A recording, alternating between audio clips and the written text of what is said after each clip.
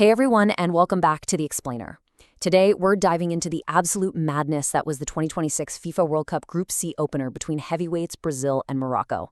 Seriously, what a game. It was a complete clash of styles, this tense tactical chess match, and just a raw display of individual brilliance that literally went down to the very last second. If you're a fan of high-stakes tournament football, oh man, you are exactly where you need to be right now. Before we get into the weeds, I want you to just hold this question in the back of your mind as we go. How did a heart-stopping, injury-time double save prevent one of the most historic World Cup upsets we've ever seen? Morocco was literally inches, and I mean inches, away from securing their first ever opening match win at a World Cup, only to be denied by the sheer, unbelievable reflexes of Brazil's man between the posts, Alisson Becker. We're going to build up to that crazy climax, but first, let's hit rewind and look at how this whole drama actually unfolded from the opening whistle. All right, Section 1, the stage is set. So, picture this. Neymar Jr. is watching from the stands, which means the pressure is just absolutely immense for Carlo Ancelotti's star-studded Brazilian squad to perform without their main guy on the pitch. Okay, let's dive into this matchup, because the contrast between these two teams is just fascinating. On one side, you have Brazil, now managed by the legendary Ancelotti. They have unbelievable depth, right? But there were some pretty massive tactical questions coming in. Mostly that really bold choice to start Igor Thiago up front instead of the young phenom, Endrick. Then, on the other side, you've got Morocco. They came into this tournament hot as African Cup of Nations winners. Now, they don't rely on the same galaxy of individual superstars as Brazil. Instead, they operate as this incredibly cohesive, fiercely disciplined unit. And leading the charge for them, Ismael Saibari, a number 9 who's been drawing a ton of attention as a major Bayern Munich target. Moving right along to Section 2, first half fireworks. Listen, if anyone out there expected Morocco to just sit back and absorb pressure, they were proven wrong almost instantly. The first half was explosive. It was defined by these really brilliant, sharp passing movements from Morocco that genuinely frustrated the 5-time world champs right out of the gate. Fast forward to the 21st minute. Following a beautifully weighted through ball from Brahim Diaz, Ismael Saibari finds himself on a break and shows just incredible audacity. He literally chips the ball right over Alisson. Boom, 1-0 Morocco. And you could tell this completely rattled Brazil. You actually see the frustration boil over around the 38th minute when veteran Casemiro, who by the way was making his 87th appearance for the national team, goes right into the referee's book. But champions respond.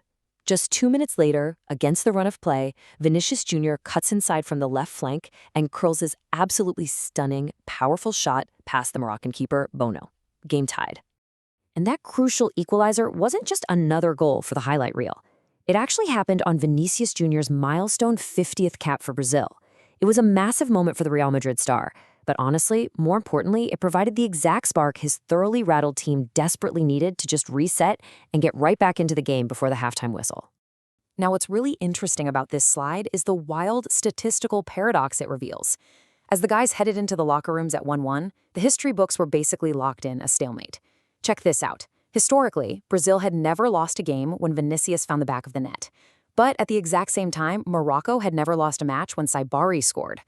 Both of these talismans had delivered for their teams, perfectly, and almost poetically foreshadowing the absolute deadlock we were about to witness in the second half.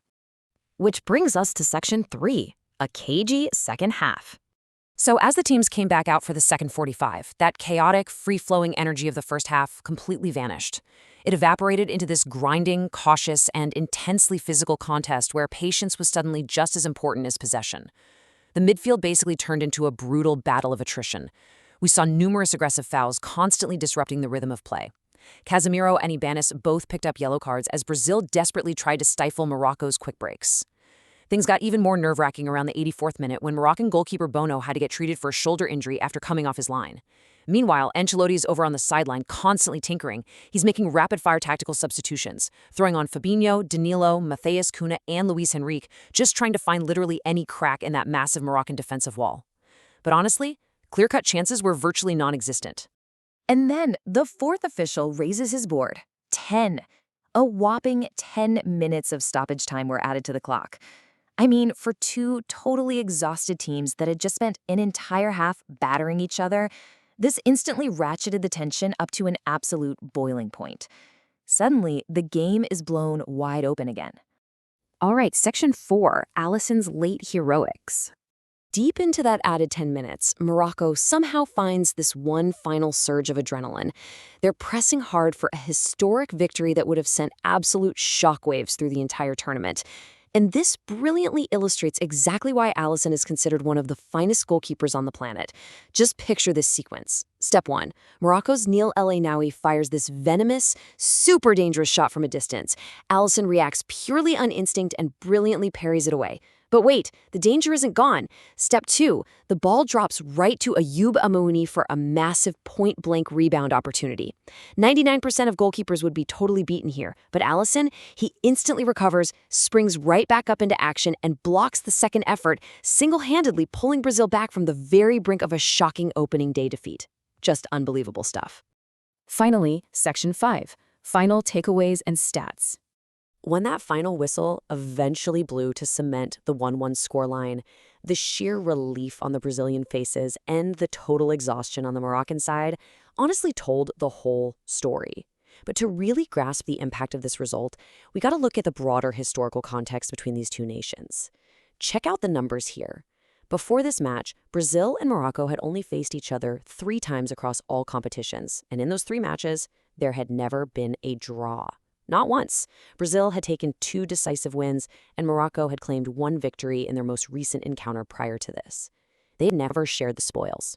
So this 1-1 result completely shatters that historical trend, marking the very first time these two teams have ever played to a tie.